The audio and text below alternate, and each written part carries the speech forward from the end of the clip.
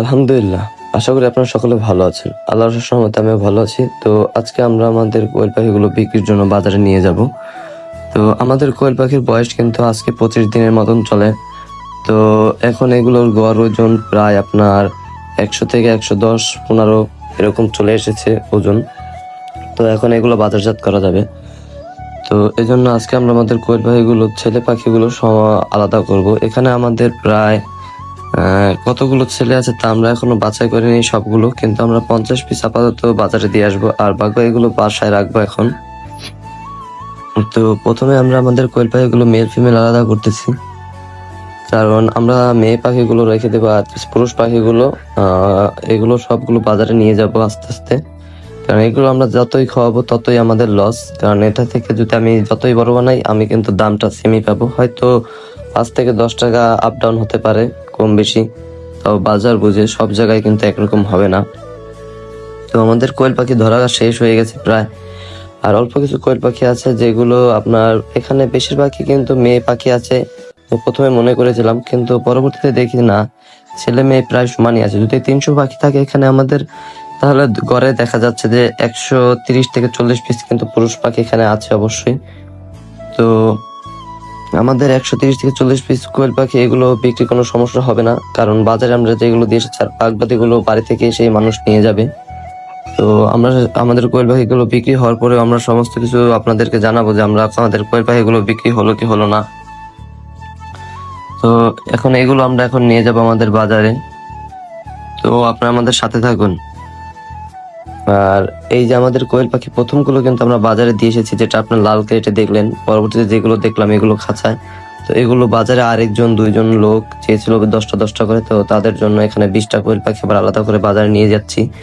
আর ক্যারেটের যেগুলো আপনারা দেখলেন প্রথমে, সেগুলো কিন্তু আমরা বাজারে দিয়ে এসেছি আগেই, সেগুলোর ভিডিও আমি করতে পারিনি, কারণ এক হাতে অতগুলো পাখি নিয়ে ভিডিও করা সম্ভব না। তো এগুলো অল্প কিছু নিয়ে গেছিলাম, তো সেগুলো তাই তাকে দিচ্ছি। দেখুন তাদের এখানে তাকে দিচ্ছি 10টা, আর এখানে 8টা দিচ্ছি, আর ওখানে দিচ্ছে 10টা, তো সব মিলে 18টা। তো এই যে আর কটা দিয়ে দিয়েছে এগুলো তাকে।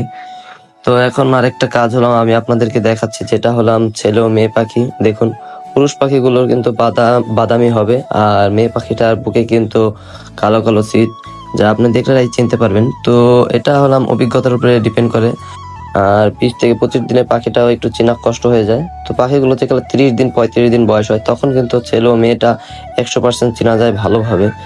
কিন্তু যারা দেখা যাচ্ছে পালছেন ছোটবেলা থেকে করেন, কয়েকবার বোর্ডিং করছেন, নিজে বাচ্চা বাছাই করবেন, তাদের ক্ষেত্রে এই জিনিসটা সমস্যা হবে না। কিন্তু আমার ক্ষেত্রেও দেখা যাচ্ছে কোনো একটা সমস্যা হচ্ছে না, কিন্তু কিছু কিছু পাখির ক্ষেত্রে দেখা যায় সমস্যা হয়। যেরকম এই সাদা পাখিগুলো ছেলে না মেয়ে সেটা আমি জানি না। আর যাই হোক, ওইগুলো আমি বিক্রি করবো না, কারণ ওইগুলো আমি রেখে দিব সবগুলো।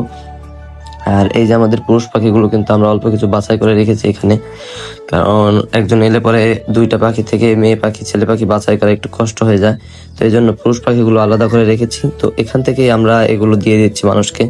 তো এখানেও আবার 12টা যাচ্ছে, 12টা যাচ্ছে একজনের কাছে।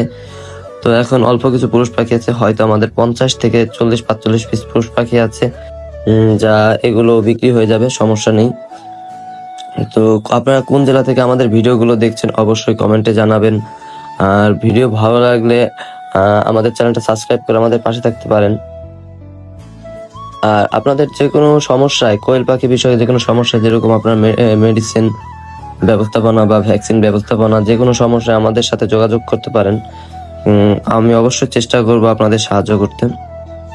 আর আমিও নতুন, একেবারে যে পুরনো তা না। আর এই যে হলাম, যেটুক পারি আপনাদের সাহায্য করার চেষ্টা করবো। আর এখানে আমরা তুষের নাড়িয়ে দিচ্ছি, কারণ তুষগুলো না নাড়িয়ে দিলে দেখা যাচ্ছে অ্যামোনিয়া গ্যাস তৈরি হয়। তো এজন্য আমরা তুষগুলো নাড়িয়ে দিলাম। প্রত্যেকদিন এটা 2 দিন পর পর নাড়িয়ে দিতে হয়। আর এটা হলো আমাদের টাইগার মুরগি। দেখুন মাশাআল্লাহ, আপনারা সকলে মাশাআল্লাহ বলবেন, কত বড় হয়ে গেছে। তারপরে আমাদের চলে এলাম আমাদের সব কাজ শেষ করে আমাদের চাষের জমিতে, কারণ আমাদের শাকগুলোতেও পানি দিতে হবে। তো আল্লাহর রহমতে শাক কিন্তু ভালোই হয়েছে। আর আপনারা সকলে ভালো থাকবেন। আল্লাহ হাফেজ।